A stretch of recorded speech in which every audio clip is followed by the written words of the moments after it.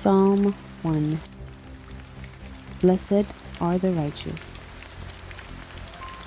Blessed is the man that walketh not in the counsel of the ungodly, nor standeth in the way of sinners, nor sitteth in the seat of the scornful. But his delight is in the law of the Lord, and in his law doth he meditate day and night.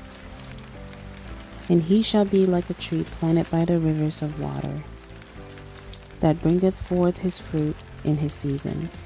His leaf also shall not wither, and whatsoever he doth shall prosper. The ungodly are not so, but are like chaff, which the wind driveth away. Therefore the ungodly shall not stand in the judgment, nor sinners in the congregation of the righteous.